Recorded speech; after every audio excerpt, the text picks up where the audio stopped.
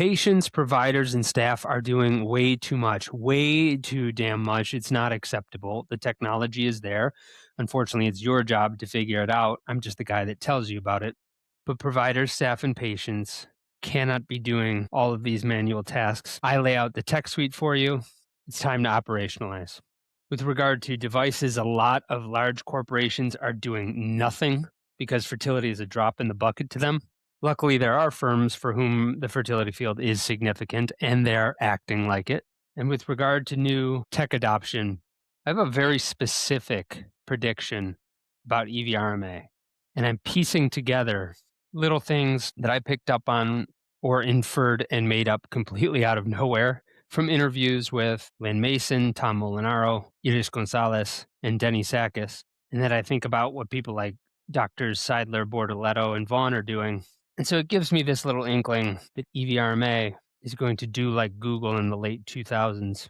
And this could be 100% a figment of my imagination, but it'll still be fun to see if I'm right or not. This is the Fertility Fields Overview on AI, operation software, patient journey systems, devices, and cryosafety. And enjoy cameos from my special guests. If you like the information in this episode, we're compiling so much more data on new technology in IVF, products, services, market analyses, info on mergers and acquisitions, and data on every company in the fertility space. Go to data.insidereproductivehealth.com.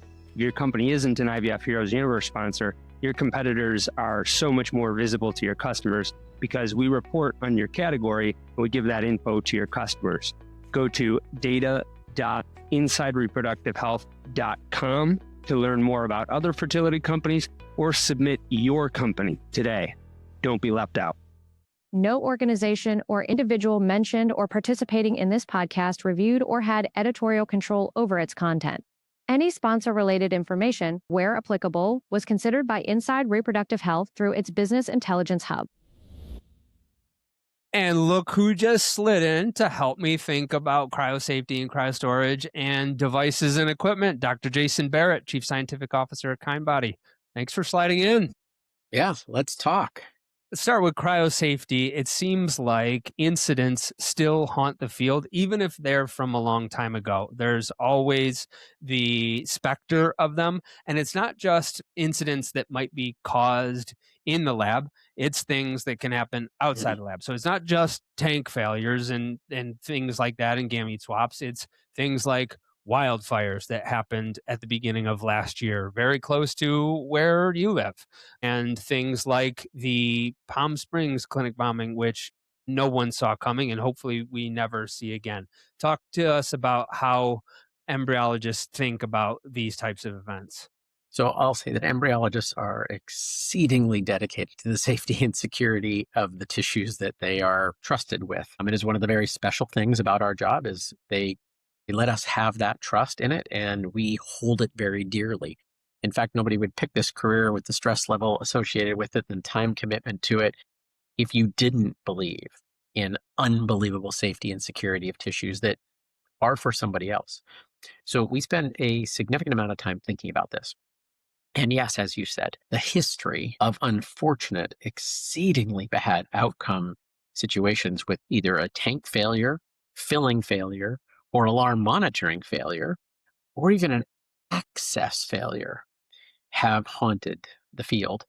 Hundreds and hundreds and hundreds of places right now, today, every single second are trying to protect all their tissues at many, many, many clinics. Additionally, there's some very large, good, high quality centers that also do just storage. There is an entire business that's come in about this for the safety and security of tissues, monitoring systems, backup to monitoring systems, weight-based monitoring systems, temperature-based monitoring systems. There's also cameras, thermal imaging, and everything that can possibly go into these things in order to be able to safely and secure the tissues that are in our hands during the time that they are not actually making a baby. So it is an exceedingly important thing to embryologists. And that includes transport and safety. And I just think you're in Beverly Hills. You were so close to those fires that happened last year. I remember CryoFuture taking a lot of measures at that time to move specimens around and keep their facilities safe. What was that whole episode like? Very stressful, not only for all those who have been affected by the actual fires themselves and friends and family and colleagues, but also the fact that we wanted to protect all the tissues. And we actually had to not perform some things during that period of time in order to make sure that we were not going to have something that wouldn't be safe. So it was a very, very coordinated, huge amount of communication, wonderful system that CryoFuture allowed us the opportunity to pre-plan, pre-stage, be ready, and then watch and monitor the progress of the fighting of the fire and or the fire itself. And through a huge amount of work with them, they were able to move multiple centers, entire cryo storage off to a much farther away, much safer situation in a exceedingly timely way in order to protect those. It was a very large lift and a very, very careful move in a very emergent situation. And they actually took them to their safe location, which is safer than anybody else could have been, with multiple monitoring systems and multiple fail-safes in place. So it actually went to the most safe place that you could possibly go to in all of Los Angeles. And that's part of the reason why you're seeing more cryo storage providers and more demand for them, I would think, right? Like you've got Haven Cryo, and that seems to be starting to grow because people want to have their specimens in different places or be able to get their specimens to different places in case one geographic area is compromised. So you got Haven Cryo growing, you've got ReproTech making an investment in IMT Matcher. And so like going beyond just like, okay, we got witnessing over here and storage over here to trying to become an end-to-end traceability system. And I like Brad Zenstra a lot. And then you've got a couple of others in that space. You've got fertility billing solutions that maybe not storage alone, but helping to automate the digital audit, giving tools, patients, consent pathways to help with all that documentation. I think ultimately you're probably going to have two companies eventually be the ones that it's either Coke or Pepsi. What will it take for those two companies to get to that position? What will they have to be enticing enough to people like you? All these fertility clinics, all these wonderful people who were never trained in, never built places, and could never actually achieve all the monitoring system safety and security that a purpose-built system would allow. We can have daily measurements of liquid nitrogen in a tank, and we could have a remote temperature sensitive monitoring system. But we could also have a weight-based one, and we could have then video cameras, and then we could have for safety and security. Then we could have thermal imaging cameras, and then we could have that in a bomb-safe place, or we could have that also in a earthquake-safe place. All of those things are what these purpose-built places allow, and they can do this because they purposely went at it as to what is the highest level and most oversight we could get. How do we get to 2? I think that's quite a hurdle. I think it's going to be a few more than that. The thing is that we have some regions in our country that are the most used for these types of services and have the most tissues, and they're going to maintain on those primarily. But we've got to get the tissues there and back when needed in a safe way also. And that transport is exceedingly important. They have to have validated and all the time checked temperature logging of those transport tanks. We have to have couriers that are for medical grade transport. These tissues, anytime they are not sitting in our tank appropriately, they're at risk, which means we need to minimize that or eliminate that whenever possible. And that's the thing that something like CryoFuture is doing. They're not just about the storage where they have 4 or 5 different alarming systems. They have earthquake proof, they have bomb proof, they have all sorts of different things that they have prepared for, but they also take care of the transport back and forth, monitored every minute with temperature sensors in order to make sure it's there, and trackers. You got to know where your stuff is, what truck it's in, and that type of thing. So you've got to have all that information. No individual IVF center can do that. We need the partners who are specialists in this. 2, I think, is too small. I think we're going to have a couple more. Let's talk about devices, equipment, consumables. The thesis of the state of that category was that It's our biggest category in terms of number of companies, and among the fewest that we've heard anything from. So I think it's part of the problem of investment in the field is that you have a lot of companies that make things to sell to lab directors and sell to REIs.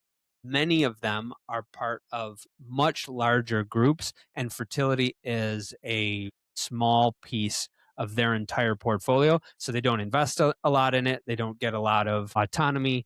And so you have who otherwise should be big capital players, maybe not investing a lot in that space. And I'm guardedly optimistic with next spring, consolidating a few of those folks, and you don't have to name any names, but do you find that to be the case that it's like, hey, this is a monster company and I can't get some of the basic things I need from them or basic customer service or get them to sponsor this regional embryologist meeting or whatever, just because you can't get the right person because whoever is just one person in a giant corporation? Yes, in the sense that almost all laboratories want to consolidate and be organized and then have volume discounts and or access to the things specifically for the field. And that is what basically has happened is it's gotten to a limited number of distributors who are the key for our success. They will get on site more of a certain item, larger lots of them,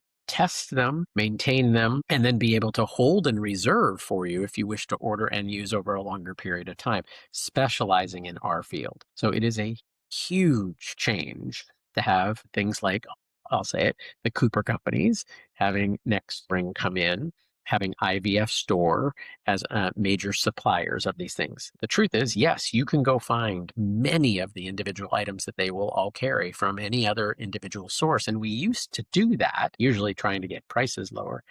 But what we found is it's just so difficult to do. And when you have 300 vendors that you have to go to for all your different things, it's very complicated. The good news is that by consolidating them around the field of IVF, it has massively increased our ability to get high quality items in timely fashion that have been tested and made sure that it is the right thing for our field. For those that do have a presence in the space, the plus side to them is that they can make a big headway in that sector if their competitors are just kind of sleeping giants because their attention is elsewhere. I think of Samsung, that's on the clinical side, obviously, but for ultrasound machines, you maybe had one player in the space for a long time.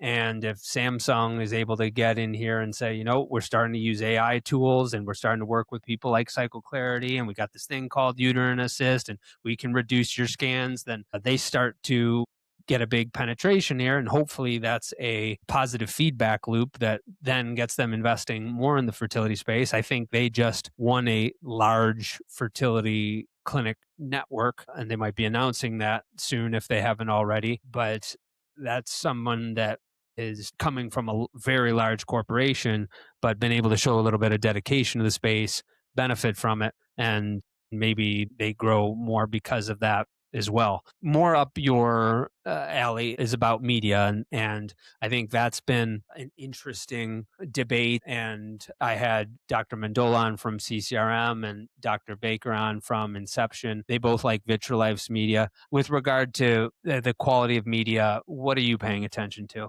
So I definitely think Vitrolife has great products. They have invested a tremendous amount of time and money in some of the best manufacturing and some of the best testing so that they could stand behind it and absolutely make sure that even if anybody ever questioned anything about it, they had everything in place to make sure that it was meeting that highest standard and that it was possibly something else that might have been leading to not the most desired situation. A few of the other manufacturers have absolutely increased their testing and their controls and where they make it and how they make it. That has been done. I'll say the Irvine Scientific ones increased the way they were testing it, moved to another even higher level, included with their other ones, in order to test their materials beforehand and during and then after, in order to make sure it met that. It is a tough thing to make the decision on what media to use because there are good people all in support of it. None of the good places or none of the big networks probably make this decision anywhere based on money. The truth is, The difference in total amount of cost is not going to be enough to change anything. What's going to be big enough is being able to get it, consistently get it at such a high quality, have all the controls and everything in place so that you can support and know you've minimized any variation that would occur, and therefore you have the highest quality outcomes based on it. Here's a prediction for you that no one asked for, but I'll give it anyway on the hardware side of things.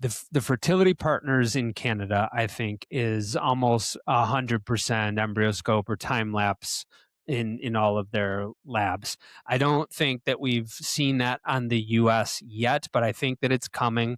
I've had so many of your peers on, and I've asked almost all of them, is time lapse a nice to have or a must have? And the consensus has been it's not a nice to have anymore. It's a must have because of our need to standardize. And I think that it might be RMA slash Boston IVF that is the one to do that in the US. Here's why I'm saying that, because I've had Dr. Sakis on, and his view is that in 5 years' time, every lab is going to have some form of time lapse imaging in their incubators. And then I've had Iris Gonzalez on, who's the COO of RMA, and she talks about a system they have for meeting patient expectations and getting patient feedback. And then I see a group that formed in the Boston area that was former Boston IVF docs. It's doctors Pietro Bortoletto, Dennis Vaughn, Dr. Emily Seidler. They have a group called Terra Fertility. And before Terra was even open, I saw an Instagram post from them that said, you can see your embryo's development in real time. And they're using EmbryoScope that way. And I thought, they get it. They understand how patients want to be plugged into everything, for better or worse. They want to be able to see everything in real time. And that's such a good way to use time-lapse imaging. I see Terra innovating that way. And then I think of those innovators like Dr. Sakis and Iris, and I think of RMA's CEO, who's Lynn Mason, and Dr. Tom Molinaro, their chief medical officer, who are, I think, both forward thinking. And I think they look at that group that splintered off of one of their groups that maybe could have potentially been a part of them. I think it's like Google in the late 2000s, Jason, where they're like, we need to incubate this in our own ecosystem so that people aren't breaking off to do this kind of stuff elsewhere. We need them to know that they can do that here. And so I wonder if they're not the ones to say, let's have EmbryoScope or time-lapse imaging in every single lab, and they're the ones to do it, and they do it sooner than later because they see that people are using this to be on the cutting edge. We can be the first ones to do it at a network level here in the US. And if I'm Vitrolife, I'm kicking Janaea and Esso while they're down because I don't even know if they're still in business. They might say, you have no idea what you're talking about. We had a better year than ever. But all I'm just saying is, I don't hear anything from them. I think they both had CEO changes recently. I think they both had North American sales and marketing teams recently. And just from where I sit as a marketer, it's like, you don't get those windows for too long. Take advantage of it. And I don't know if they can provide the support to US groups like others can. Again, maybe they can, and I'm speculating all of that, just inferring all of it. But if I am, that means that other people are too. And so if I were people behind EmbryoScope, I'd be acting now before those other groups come back. Anyway, that's my prediction. What do you see on the hardware side? What are you paying attention to? In 2012, I was all in on time lapse. Yes, it happened to be the EmbryoScope at that point. It is a huge advantage to being able to select and follow embryos and see things. This helps you do it. It's 5,000 times the information than what you get if you do just general culture. That's power in decision making. It's power in conversation with patients to make them understand what is or is not happening in the right way. It is a huge advantage in the way patients are treated and their outcomes. It's expensive, and that is probably the only thing actually holding it back because the incubators themselves are unbelievably good. The advantage, and the reason this is going to go, and it's going to go fairly quickly now, is that it has so much information. And the one thing artificial intelligence systems like is information to make decisions based on. That leads to success for patients. AI is absolutely helping us pick embryos better, and the more information it can get, the better it's going to do. Showing it the entire journey allows it to select it at an unbelievably different level, including being able to help us understand what is probably going on at the genetic level inside embryos. That in itself means way less costly PGT testing, way less invasive testing. And as many doctors understand, unfortunately, it's not 100%, and nothing is going to be. But this will give you an advantage to getting there much quicker and being able to select the most optimal embryos much quicker, which leads to ultimately the reason everybody comes to us. Take home a baby as quickly as you possibly can, successfully, normally. So speaking of AI, one of the companies mentioned in the report is called Baibys. It's Baibys. I know that's a rising firm. I know that they automate sperm selection and that they took on a longstanding challenge because 96% of sperm in a healthy sample are abnormal, at least according to the source that was referenced there.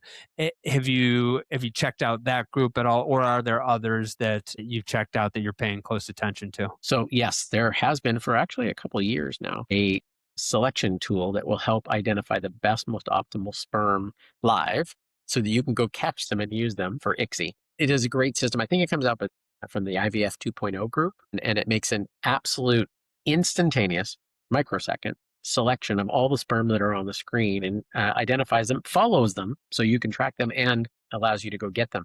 Similar thing is being done with babies. The idea here is, yes, the vast majority of sperm are not optimal. It is a true advantage to have whatever is being done by those companies to be able to select the most optimal sperm, because most are bad. And yes, when we say, oh yeah, there's 30 million there, you only need one. Well, it is true, but you actually need the right one. All of us came about because it was one that was going to work. We don't know how many wouldn't have worked, but it's all the other ones. So finding that right one is exceedingly important. Being able to do it live so that the embryologist can select those ones and use only those ones is exceedingly important. I will say that I've generally seen fertilization rates, normal fertilization rates, increase when you use better technology, better separation, and ultimately now a selection tool that can do it faster than any of our eyes or experience can do it, using artificial intelligence in order to figure that out, of which are the most optimals, using many factors that we can't spend time doing. Those are what's improving pregnancy rates and for fertilization, because we're getting the right sperm. One of the other big trends that's been happening is a rise of embryology academies. So there's a focus on getting more embryologists trained. I saw that Dr. Schenkman just posted that she formed one. ASRM has theirs that they're trying to get some more exposure for. IVF Academy has Dr. Magarelli as their dean on the clinical side, and then they've got Tony Anderson there running the embryology training program. And I think that they're really focused on getting younger embryologists up to speed quickly, getting people to a place where then they can start focusing on some of the more senior level practices of being an embryologist. What do you make of this rise in embryology academies? Why didn't it happen 10 years ago? So here's the thing. All of us directors were hiring and then having to train our own people internally. This is a lot of work. And it takes a tremendous amount of not only time, but money, because you're spending an exceedingly important trained senior embryologist to train somebody who is not that. And therefore, you're actually taking two people's time in order to spend time on training. These schools allow the first part of it, at least, to be done completely outside of the laboratory and not affecting normal operations and things that are going on at that, and not taking away your senior embryologist from doing the great work that they already know how to do. So it's very inefficient to do it inside your own house. Another program is called WEST, or World Embryology Skills and Training, out in Carlsbad out here in California. I have been a user per se. I know Debbie and Bill have been at it a long time, so I don't mean to say that nobody's been doing it. It's just that now it seems like more people have realized like we need more, and I know that IVF Academy has invested. Tony's been at it for probably 10 plus years too, and going down to Texas to get trained and things like that. So many have seen this. What it gives is a giant basis for the field and everything about it and your ability to do it and want to do it. And that is the key thing. We're selecting out the individuals who really want to do it, really will dedicate themselves to doing it. That is the key to the success. And if you can have that done by somebody else, you can get a candidate in that is even better and has a much better base to jump off from. Additionally, you can send people for additional training on specific skills and updates on those things, which is a huge advantage because it takes forever to do that inside your own house unless you're very, very large. And if you have 6 people that need to get trained, you can't do them all. You have limited resources. This type of program allows that. It also helps them advance faster in their career. I know it sounds like a big commitment at the beginning, but the truth is, that's what an apprentice situation was about. And that led to unbelievably wonderful things for many, many people in long careers. I am fully for external training. The thing I want to conclude about is you can't talk about the lab or AI or any of it without talking about conceivable. And it took a lot of people by storm last year in terms of people being really impressed with the system. And I think they've got some things that they're going to be publishing this year, which we look forward to following. But the report, the state of report, reported on your discussion with Steve Rooks about the economics paper of economics in the lab, and that gets people thinking about conceivable, but it is an issue certainly apart from them, whether people are trying to solve it with robotics and automation or not. What did you think of, or did anything come to you after that conversation that you would further add? It is coming and it's coming faster than any of us would suspect. The reason is consistency and cost effective use of resources. These are not cheap systems to develop, build, and put in place. But the truth is, once they are in place, they are the most efficient use, not only of the time of the people, but of the equipment. And therefore, we can serve more people and do it at the highest quality level, which is really what we're in this for. We want them to be able to get served. And the only way to do that is to have systems in place that allow it to be cost effective and available when they need it. And that is the key thing here. The system is going to work, and it's going to work very well at big scale. This will allow it to be more centralized. I'll call it hub and spoke type situations, but of the highest quality care that is available to make it succeed at a much more cost effective level and be able to have unbelievable consistency. Dr. Jason Barrett, thank you so much for coming on and helping us think about this. Thank you. Have a great day. Another special guest at my door, Lauren Burson, is here with a special cameo appearance. Thanks so much for joining me, Lauren. Hi, I'm pumped to be here. First, let's go over the state ofs, and then I want to get your opinion. And let's start with the EMR/clinic operations software category. The state of report that Inside Reproductive Health published in January regarding that category really had to do with fertility centers are so fragmented with their data. A lot of that has to do with people are trying to use EMRs as operating systems for everything when they were originally built to just be that. Electronic medical records, Eduardo Harriton talks about, there's not a ton of CRMs at the clinical level. That's, I think, part of the problem. What's your take on this? This industry, I think, has been ignored by technology for a long time. And I've never really met a clinic that loves their EMR. But when you speak to clinic staff who are, embedded in this EMR all day long, trying to get things done and improve workflows, I think the reality is it took them years to integrate, and it takes years or months, right, to make changes. And it becomes a really challenging balancing act if you actually want to get things done. And I think the way we entered the space, instead of being a system of record, right, we thought about becoming a system of action. Meaning, to exactly your point, how difficult it is to make change in that core, system of record. There's a sort of set of emerging players like Conceive, like Wawa or Solve that are trying to kind of say, you know what, we might be more of the operating system that connects patient management, clinic workflows, and maybe even payments into one system. And we can integrate with the EMR eventually, but we can actually get a lot more done given that those systems are just not as nimble, right? They're fragmented, they're not tech forward in a way. I think there's a lot of momentum in that space, but at the end of the day, you still need an EMR. Is part of the challenge the scale and how small the fertility space is, and it makes it harder to scale? Like if we were in a bigger field, would this be happening more quickly or would it be easier? Like what the report mentions Meditechs and I think they do business in the United States as well, but they've done a lot of business in Europe and they formed from the Nexus group and they're in over 500 facilities in over 50 countries. They're in 2,400 clinics in 70 plus countries, or at least at Nexus and Estrella, if I'm saying that correctly. And so they're able to reduce paperwork, they're able to minimize disruptions. I think that helps having that scale. And, when you're plugged into like an entire continent like that, maybe that's the only way to do it. Maybe it's global or bust. Do you see that? Is it global or bust? And would this be happening faster if the fertility space were larger? At the end of the day, what we're dealing with is complicated practice, complicated workflows, burnt out clinicians in some cases. And so there's almost like an aversion to changing systems, right? Because it took them so long to get there and they have so much on their plates. At the end of the day, adoption requires deep integration, time, ripping out what they spent years working on. And if they're still getting things done and serving patients in a way in which they feel works, it's really, really difficult to maintain or create that kind of change. Do you feel like that you need to focus on the US as an entrepreneur or North America, or can you do global all at the same time?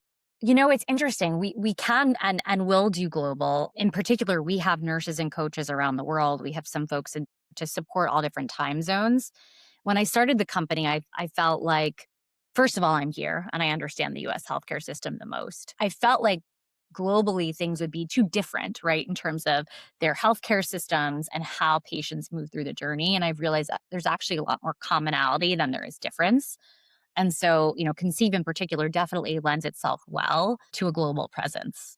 To your point too, there are some resistance points to change, and I think it has to do with kind of when the company started. I think some companies started just before the internet even, before internet 2.0 at least, and before the cloud. And so it's a lot harder for those companies to transition. Some are just starting now, and then some are kind of in between. I think Artisan's in an interesting position because they've been around for a little bit, but they started off in the cloud and they have also expanded a lot in different parts of the world. And so they've been gaining traction and then they decide who they're going to integrate with. So they've integrated with Cycle Clarity. I love that, by the anybody that integrates with Cycle Clarity, I feel like just everybody should. It makes sense from a value standpoint. I like that they've done things with Ziltrix and so focusing on lab safety. So I like the way that Artisan has been expanding. And then I'm interested to see some new challengers come in the space. Engaged MD was a company that has been around for a while. This report talks about like now they kind of like have their first competitor. Like Barry Fertility is here. I think Barry engages with Pinnacle, if I'm not mistaken. Fact check me on that, audience. But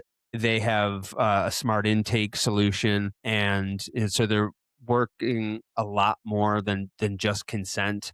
It's about business intelligence, getting deeper insights with analytics and accelerating clinic workflow. So I'll be interested to see what Barry does. For you, how do you feel like you have to decide how far you're going to expand into versus like that would be a distraction? I think the reality is we're still learning and we will always iterate with consumer demand, right, which is patients, and clinic demand, because we service both. So for example, a year ago, if you had asked me if we would ever have patients talk to AI, I would say absolutely not. Patients come to us because they want emotional support and they want to know they're talking to a human. Consumer behavior has changed significantly, right? So we have, we're starting to integrate AI in the front lines. You'll always know if you're talking to a chatbot, right, versus a human, and you can always bypass that. But it's just changed. I used ChatGPT for therapy once, like we're in a crazy, crazy world. As we've embedded deeper into clinics that we partner with, and I think that is the key, really embedding yourself into workflows, we've identified new opportunities and challenges that are just not being solved. Again, because if we look at this space, it's really nascent and there's just not a lot of solutions that have gotten traction. And so we will absolutely evolve our offering as sort of the market dictates and as our partners dictate, because we have some really deep partnerships now where, we get into the clinic and we observe things that we can actually easily do because we have this technology solution that now is integrated.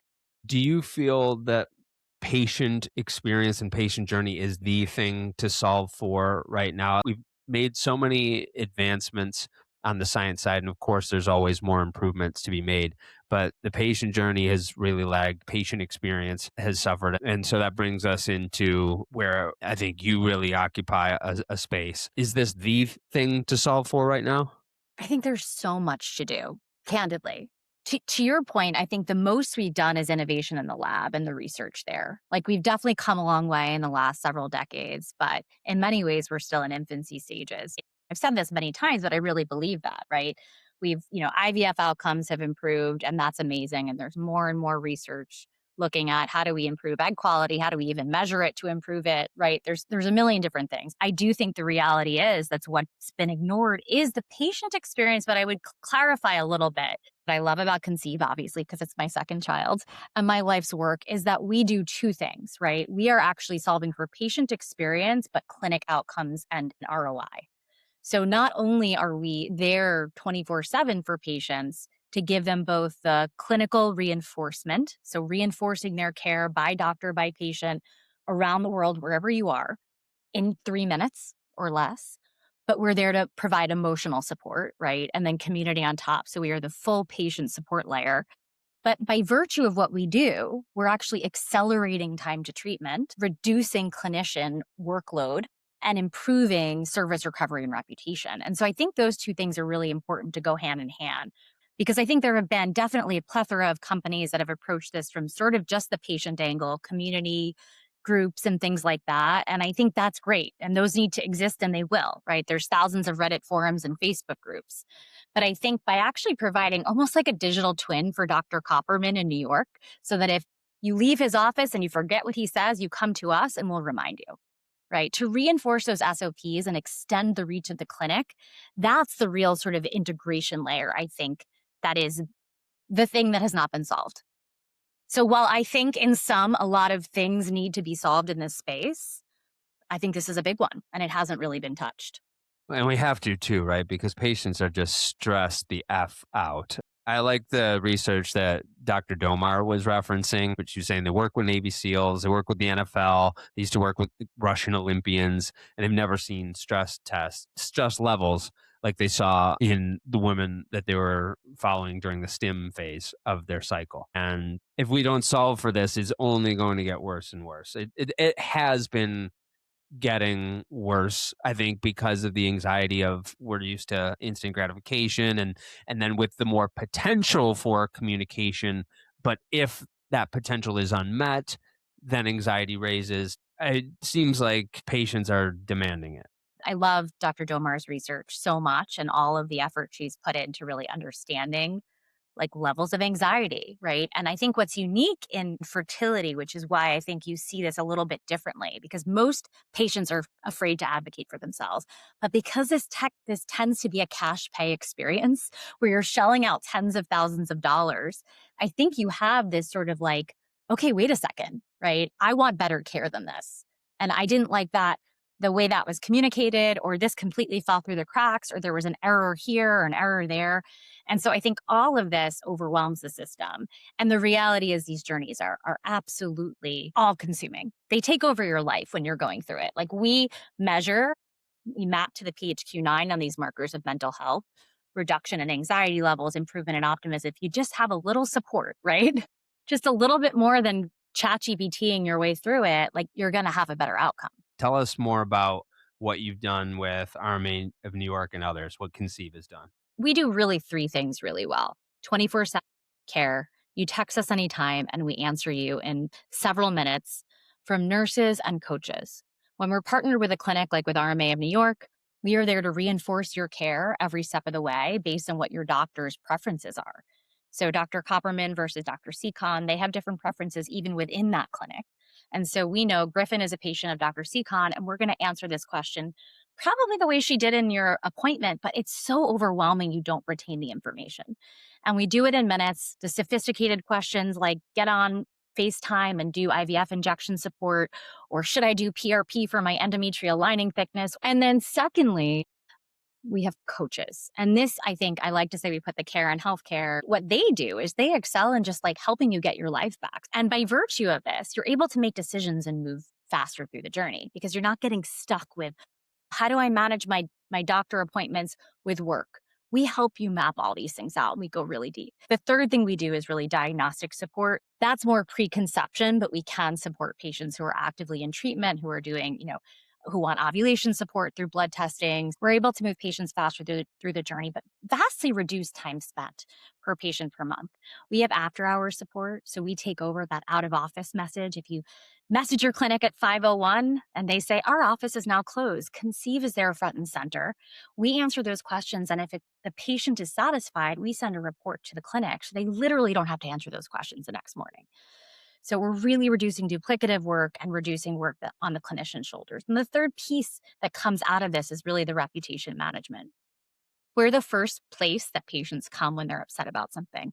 They're not always going to tell the clinic. The clinic will hear about the really crappy experiences, but everything in between, it's kind of that Yelp effect. And so we're able to help improve workflows before they become issues, identify when patients are maybe getting sick from a new medication. We've done all of those things with our clinic partners because we have this unique data lens and layer to say 10% of patients are stuck booking their next appointment. 12% of patients got sick from this new medication. And so we can help the clinic both solve one-off urgent scenarios of patients maybe wanting to leave, but also overall workflow improvement. All of the patient populations prior to needing IVF are also folks that need this type of digital interaction, because if they just are asking all these questions to a fertility center, forget it. There is no bandwidth for it. And I think some have done a really good job of that. I read in the report that Doveris, I don't know if I'm pronouncing that correctly, maybe it's Doveris, but they have really focused on that. They've been able to help to fill the preconception gap. They took over 100,000 clinical studies, they synthesized them, make it into a personalized experience. And then they did a study with 600 participants from 46 different states showing their engagement. And more than half of those hadn't even seen a fertility professional yet. So we need something for those kind of folks. Seems like Diverse has tackled that, and maybe you all have too. Lauren, thanks so much for coming on and helping me think about this. Always a blast hanging with you, Griffin. Doctors, nurses, managers, embryologists, they're responsible for way, way, way, way too much data entry. That's the central theme of the State of Artificial Intelligence report that was published by Inside Reproductive Health in January. Data flows aren't automated. They're often manual. They're left up to the patient very often.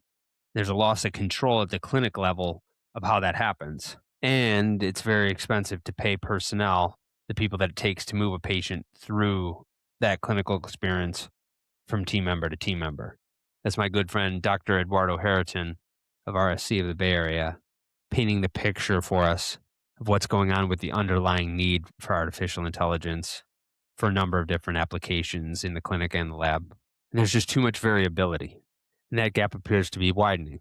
Patients expect personalized predictions, not general ones. They want transparency. When they say transparency, they mean they want real-time updates all the time, and they want it all to be efficient. But the legacy tools still require so much repetitive manual inputs, and so the measurement's inconsistent.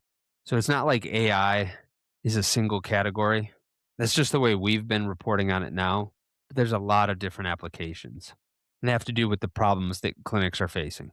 So clinics struggle with inconsistent follicular measurements, inefficiencies of standard monitoring protocols, and those challenges don't just affect clinical accuracy and patient experience, it messes up the predictability of lab and clinic workflow. The report talks about how CycleClarity has been making huge headway in resolving those issues for clinics. They compared 177 IVF cycles where the REIs underpredicted mature oocytes by 4.8.5%, but CycleClarity's algorithm overpredicted only by 0.71%. So in that cohort, CycleClarity was much more accurate. They also looked at some retrospective data with 858 patients and found that CycleClarity's ultrasound monitoring produced the same outcomes as traditional monitoring. But the time that it took to do all that was 66% less, if I'm understanding correctly. You should go to the report to link to the original sources in case my interpretation is fuzzy. What this means is that we have an AI tool that's as or maybe even more accurate than the way doctors and techs are doing it now. I think we've done so much faster and communicate so many other technologies in real time, whether it's cycle clarity or others. These are the things that we have to be doing to get rote work off of clinicians and staff's plate. We got similar things happening in the lab. Future fertility has been growing by a lot. They were recently added to insurer coverage in Canada. They help with oocyte grading. So obviously, two really big applications for that are fertility preservation and donor egg. They've got a couple different products, violet, magenta, rose. They introduced euploidy insights. Not sure if that's a product or a feature, but it's a non-invasive model that identifies which oocytes are most likely to develop into euploid blasts. So it's future fertility if you want to check them out. One of the things the state of artificial intelligence reported on is that patients are waiting far too long for treatment. They're waiting far too long even to get diagnosed. Only 16% of women with infertility are ever formally diagnosed, according to this source. Some wait up to 11 years. And the OBGYNs, who often see them first, they often don't have the tools or the training or the experience to properly assess them. Levy Health has a clinical decision support system. They try to reduce the delays by helping OBGYNs further up the channel, giving them structured diagnostic pathways. In one of their pilots, 96% of women using Levy software received previously unknown diagnoses. They averaged 3 newly identified conditions, with many beginning treatment within 8 weeks. So they're triaging patients. They're triaging egg donors. They streamline ovarian reserve evaluation, among other things. And so the whole point of Levy is to shorten the screening timeline to 2 to 3 months. So you're reducing the high attrition that often happens with donors and with patients for that matter, because Levy's taking care of that further upstream. The report shows just how broad the AI category is. Like, Rescripted is a media company. Hundreds of thousands, if not millions, of women's health patients read and listen to at one point or another. But they made the first LLM trained exclusively on medically reviewed women's health content, at least according to this report. And they built it on Rescripted's content library and the resources provided by their partners. They call it Clara, good name, Rescripted. And they reach roughly 20 million women monthly. Is that right? It sounds like a ton. Either way, it validates the information that patients are desperate for. And those patients struggle to determine what their probabilities for success are. And Unify's machine learning has apparently made big breakthroughs in that area, because a lot of different clinics participated in that Unify study. I don't know if you saw that study, but there were a number of different clinics. I wish I knew how many. The patient number was at over 24,000, and according to the report, had dramatically higher conversion rates. The report says 213% higher for those going to IVF at 180 days and 241% higher for total IVF utilization, though I don't know over what time period that's referencing. That would be really big. I know Unify has done a lot with machine learning. You all can find the report by clicking through the sources listed in the State of Artificial Intelligence article. I would check that out, because Unify might be something that would really help you with your conversion rates. And we haven't even gotten to business insights yet, which is an area that US fertility, again, with my friend Dr. Harriton being a big part of that, and IV fertility standardizing their data. Because USF might have one EMR, but you're still acquiring clinics, right? I'm not sure if IV has one EMR. They might have different ones. Even then, it's been entered different ways. You got to standardize that data some way. That is a nightmare to do. You need a whole team of data scientists and data entry people cleaning up the data, double checking their work. They use Circle. You may have heard about Circle. They seem to really like it. Circle was a company I asked a couple different people about who's adding the most value right now. I didn't prompt them with any multiple choice. Didn't even ask them what AI company is providing the most value. I just said what company is providing the most value. More than one person told me Circle. That's how I heard about them originally. And it's because they address that fragmentation by standardizing the diverse data sets into usable formats for clinics.